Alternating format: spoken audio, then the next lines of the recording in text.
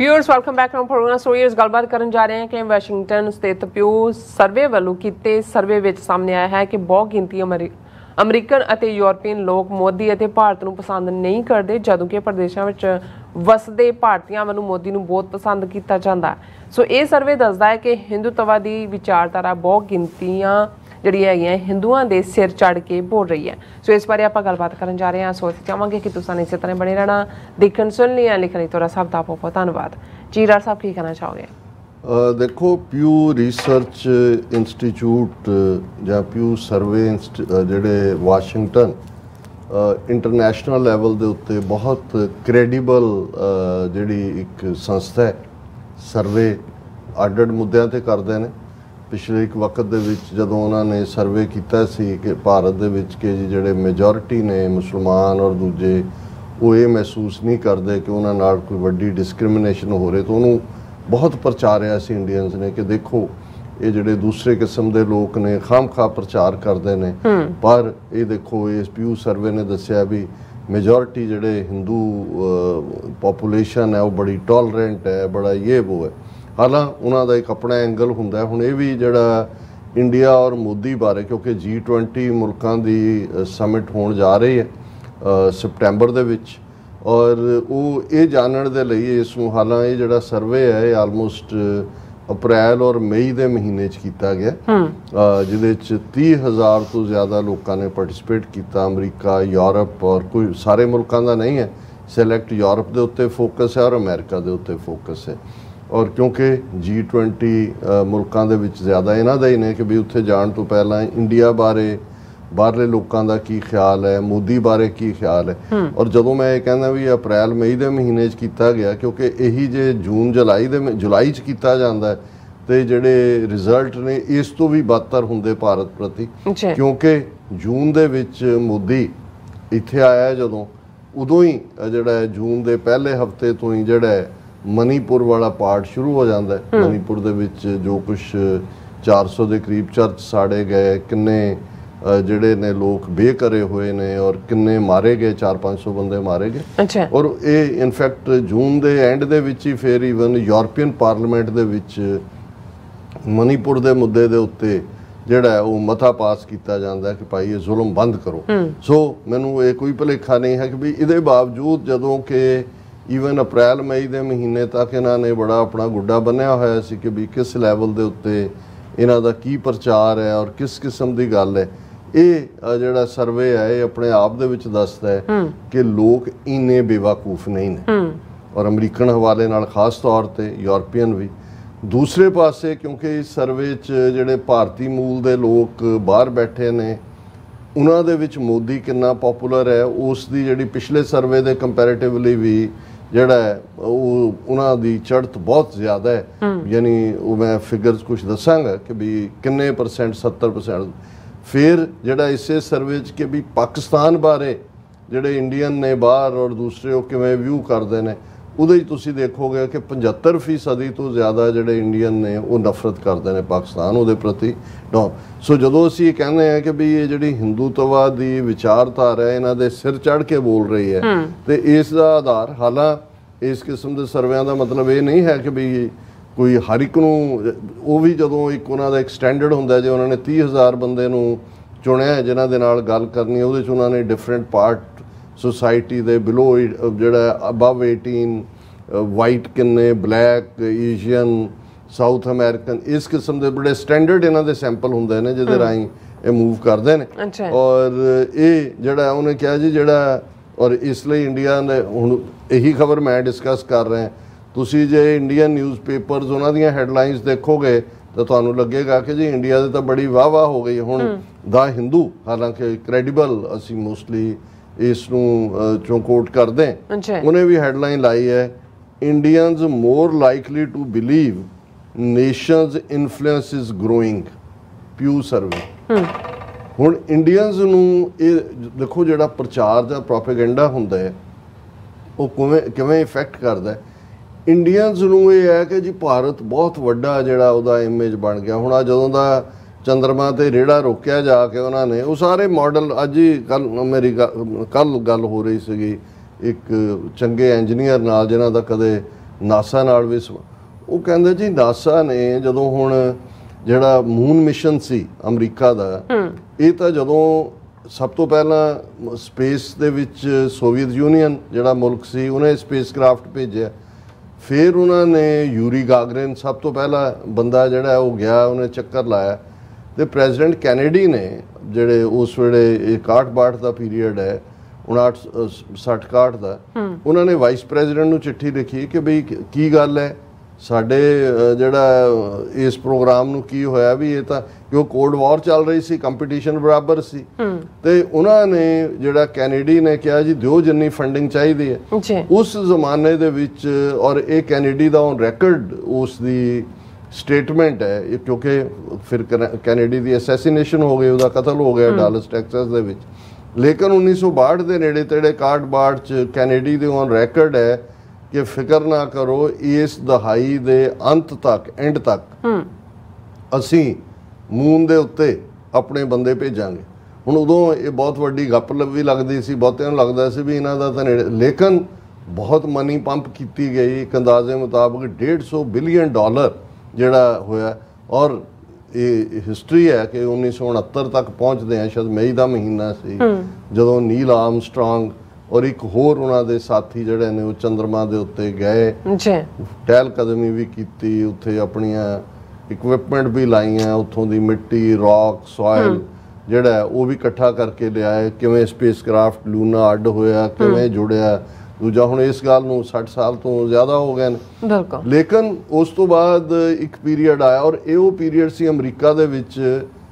Crisis ਚੱਲ ਰਿਹਾ ਸੀ, Vietnam ਵਾਰ, drafting ਚੱਲ ਰਹੀ, ਯੂਨੀਵਰਸਿਟੀਆਂ ਦੇ ਵਿੱਚ ਹੜਤਾਲ, ਫੈਮਿਲੀ ਵੈਲਿਊਜ਼ ਟੁੱਟ ਰਹੀਆਂ ਸੀ, ਹਿੱਪੀ। ਉਦੋਂ ਵੀ ਨਿਊਯਾਰਕ ਟਾਈਮਜ਼ ਵਰਗੇ ਜਾਂ ਮੀਡੀਆ ਨੇ ਵੀ ਲਿਆ ਕਿ ਵੀ ਲੋਕਾਂ ਦੇ ਸਾਹਮਣੇ ਸਮੱਸਿਆਵਾਂ ਕੀ ਨੇ ਤੇ ਤੁਸੀਂ ਕਿੱਧਰ ਨੂੰ ਲੱਗੇ ਹੋਏ ਹੋ ਵੀ ਇਹਨਾਂ 100-150 ਬਿਲੀਅਨ ਡਾਲਰ ਇੱਧਰ ਨੂੰ ਲਾਇਆ ਇਹ ਉਹ। ਸੋ ਇਹਦਾ ਅਸਰ ਪੋਲੀਟੀਕਲੀ ਹੋਇਆ ਟਾਈਮ ਦੇ ਨਾਲ ਔਰ ਨਤੀਜੇ ਦੇ ਤੌਰ ਤੇ ਇਹਨਾਂ ਨੂੰ ਵੀ ਲੱਗਾ ਵੀ ਇਹ ਫਿਊਟਾਈਲ race C.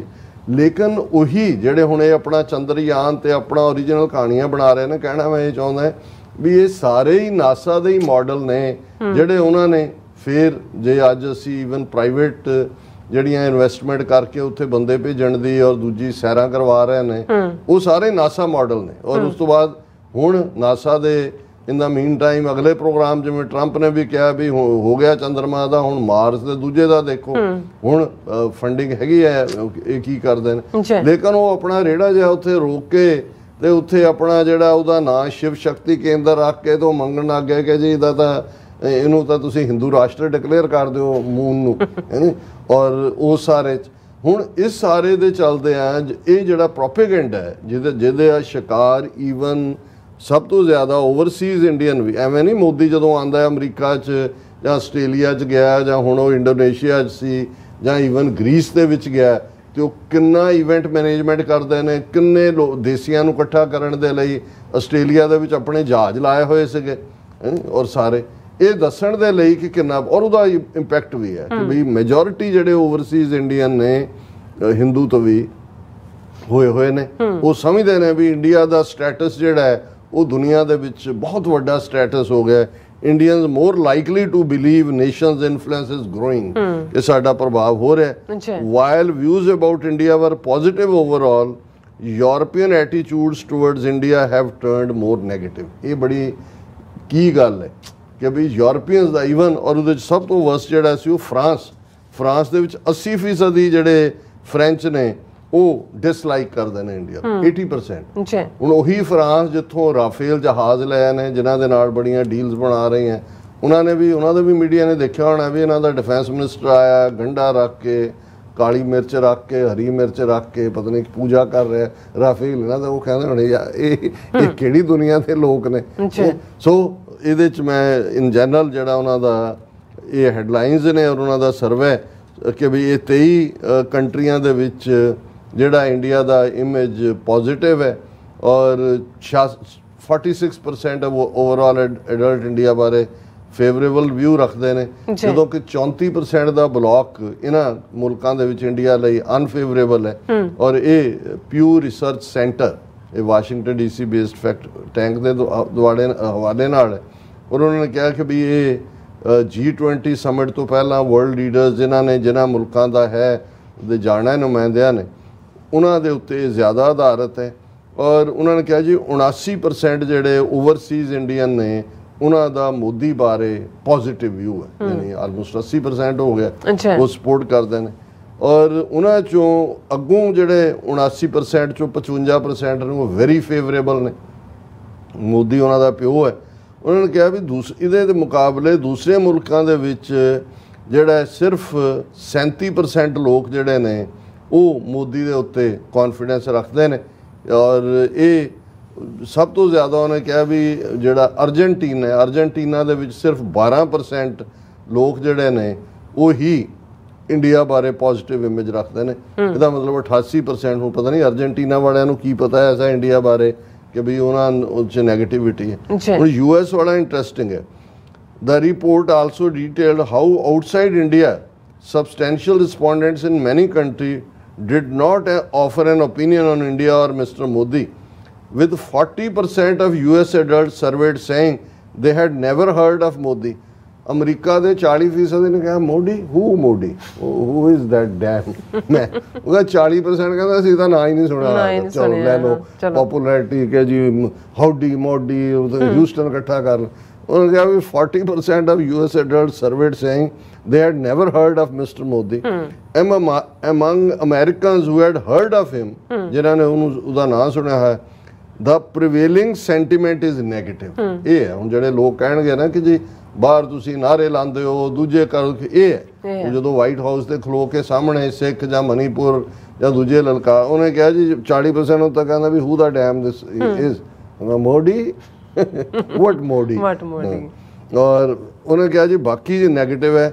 37% have little or no confidence in his ability to do right thing regarding world affairs. ਉਹਨੇ ਕਿਹਾ ਜੀ 37% ਕਹਿੰਦੇ ਇਹਨੇ ਕੀ ਕਰਨਾ ਵਰਲਡ ਅਫੇਅਰ ਜਾਂ ਦੂਜੇ ਤੇ, compared with 21% who are confident। ਹੁਣ 80% ਦੀ ਨੈਗੇਟਿਵ, 40% ਨੇ ਸੁਣਿਆ ਨਹੀਂ, 37% ਨੈਗੇਟਿਵ ਨੇ ਵੈਸੇ ਹੀ ਕਿ ਵੀ ਕੁਝ ਨਹੀਂ ਹੋਣਾ, ਉਹੀ ਜਿਹੜੇ 21% ਉਹ ਕਹਿੰਦੇ ਹੋਣਾ ਕਿ ਵੀ ਠੀਕ ਹੈ। ਸੋ ਇਹ ਅਮਰੀਕਾ ਜਿਹਦਾ ਜਲੂਸ ਨਿਕਲਿਆ। ਇਹ similar pattern was evident with regard to perceptions of India as a rising power. ਹੁਣ ਉਹ ਤਾਂ ਕਹਿੰਦੇ ਇੰਡੀਆ ਬਹੁਤ ਪਾਵਰ, ਕਹਿੰਦੇ ਵਿਚ ਪਾਵਰ ਕਿ ਵੀ ਇਹ ਵੀ ਉਹੀ perception. While 7 in 10 Indians believed their country has recently become more influential, only 28% across 19 countries said the same. ਹੁਣ ਜਿਹੜਾ ਹੈ 10 ਚੋਂ 7 ਮਤਲਬ 70% ਇੰਡੀਅਨ ਕਹਿ ਰਹੇ ਨੇ ਜੀ ਅਸੀਂ ਬਹੁਤ ਰਾਈਜ਼ ਕਰ ਰਹੇ ਹਾਂ। ਉਹਨਾਂ ਨੇ ਕਿਹਾ ਜੀ ਵੀ ਸਿਰਫ 28% ਜਿਹੜੇ ਨੇ 19 ਮੁਲਕਾਂ 'ਚ ਜਿਨ੍ਹਾਂ ਦਾ ਇਹ ਸਰਵੇ ਹੈ ਉਹ ਇਸ ਨਾਲ ਸਹਿਮਤ ਨੇ। ਇਹਦਾ ਮਤਲਬ ਇਹ ਹੈ ਕਿ ਵੀ ਆਲਮੋਸਟ 72% ਜਿਹੜੇ ਨੇ ਉਹ ਸਮਝਦੇ ਨੇ ਵੀ ਇਹ ਇੱਕ ਗਪੌੜ ਤੋਂ ਬਿਨਾਂ ਕੁਛ ਨਹੀਂ ਹੈ। ਔਰ ਇਹ ਜਿਹੜਾ ਇਹ ਫਿਰ ਫਰਾਂਸ ਬਾਰੇ ਜਿਹੜਾ ਉਹ ਹੋਰ ਵੀ ਉਹਨੇ ਕਿਹਾ while perceptions of India skewed positive but European attitude towards India have turned negative over time. ਕਿ ਯੂਰਪ ਦੇ ਵਿੱਚ ਜਿੱਥੇ ਇੰਡੀਆ ਬਾਰੇ ਪੋਜ਼ਿਟਿਵ ਲਾਈਨ ਸੀ ਹੁਣ ਉਹ ਨੈਗੇਟਿਵ ਹੋ ਗਈ ਹੈ। ਕੀ ਉਹਦੀ ਰਿਪੋਰਟਿੰਗ ਹੈ favourable views of India had declined by around 10 percentage points or more in all 5 European countries where past data was available. 5 European countries ਜਿੱਥੇ ਪਾਸਟ ਵੀ ਇਹ ਸਰਵੇ ਹੋਏ 10% ਇੰਡੀਆ ਦਾ ਗ੍ਰਾਫ ਥੱਲੇ ਗਿਆ। The greatest change was seen in France where only 39% held a favorable view of India now as compared with 70% in 2008. ਇਹ ਦੇਖ ਲਓ ਮੋਦੀ ਦਾ ਜਿਹੜਾ ਸਤਾਰਾ ਕੀ ਹੈ। ਹੁਣ 2008 ਪੀਰੀਅਡ ਸੀ, ਮਨਮੋਹਨ ਸਿੰਘ ਪ੍ਰਾਈਮ ਮਿਨਿਸਟਰ ਸੀ, 70% ਫਰੈਂਚ ਜਿਹੜੇ ਨੇ ਉਹ ਇੰਡੀਆ ਬਾਰੇ ਪੋਜ਼ਿਟਿਵ ਸੋਚਦੇ ਸੀ। ਅੱਜ ਸਿਰਫ 39% ਜਿਹੜੇ ਨੇ, ਇੰਨਾ ਵੱਡਾ ਡਿਕਲਾਈਨ ਇਸ ਦੇ ਥੱਲੇ ਹੋਇਆ। ਔਰ ਉਹਨਾਂ ਨੇ ਇਹ ਕਿਹਾ ਕਿ ਵੀ ਇਸੇ ਤਰ੍ਹਾਂ ਪਾਕਿਸਤਾਨ ਬਾਰੇ ਜਿਹੜੀ ਖਾਸ ਤੌਰ 'ਤੇ ਮੈਂ ਇਹ ਦੇਖ ਰਿਹਾ ਸੀ ਕਿ ਵੀ ਨੈਗੇਟਿਵਿਟੀ ਕਿੰਨੀ ਹੈ। ਜਿਹੜਾ one continuing trend from previous surveys was the persistence of negative attitudes towards Pakistan in India.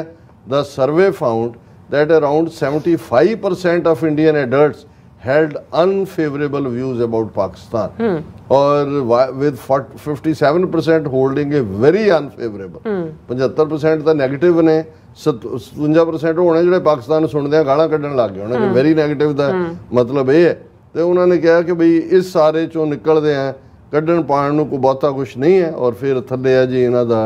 Survey the modes ਕੀ ਸੀ ਸੋ ਅਸੀਂ ਸਮਝਦੇ ਹਾਂ ਕਿ ਇਹ ਆਪਣੇ ਆਪ ਦੇ ਵਿੱਚ ਜਦੋਂ ਅਸੀਂ ਬਾਹਰ ਬੈਠੇ ਗੱਲ ਕਰਦੇ ਹਾਂ ਐਕਸਪੋਜ਼ ਕਰਦੇ ਹਾਂ ਇੰਡੀਆ ਨੂੰ ਪ੍ਰੋਟੈਸਟ ਹੁੰਦੇ ਨੇ ਰਿਪਰੈਜ਼ੈਂਟੇਸ਼ਨਸ ਹੁੰਦੀਆਂ ਅਮਰੀਕਾ ਔਰ ਯੂਰਪ 'ਚ ਇਸ ਦਾ ਇੰਪੈਕਟ ਹੈ ਉਹਨਾਂ ਨੂੰ ਕੋਈ ਭੁਲੇਖਾ ਨਹੀਂ ਹੈ ਕਿ ਇੰਡੀਆ ਕਿੰਨਾ ਵੱਡਾ ਫਰਾਡ ਹੈ ਤੇ ਮੋਦੀ ਜਿਹੜਾ ਹੈ ਇਹ ਫਰਾਡ ਦਾ ਕਿੱਡਾ ਵੱਡਾ ਗੁਬਾਰਾ ਹੈ ਜਿਹੜਾ ਕਿਸੇ ਵੇਲੇ ਵੀ ਬਸਟ ਹੋਏਗਾ ਜਿਵੇਂ ਹਿਟਲਰ ਔਰ ਮਸੋਲਨੀ ਜਿਵੇਂ ਉਹਨਾਂ ਨੂੰ ਉਹਨਾਂ ਦੇ ਹੀ ਲੋਕਾਂ ਨੇ ਬਣਾਇਆ ਹੋਇਆ ਸੀ ਪਰ ਹਿੰਦੂਤਵਾ ਜਿਹੜਾ ਹੈ ਉਹ ਬਹੁ ਗਿਣਤੀ ਹਿੰਦੂਆਂ ਦੇ ਸਿਰ ਚੜ੍ਹ ਕੇ ਬੋਲ ਰਿਹਾ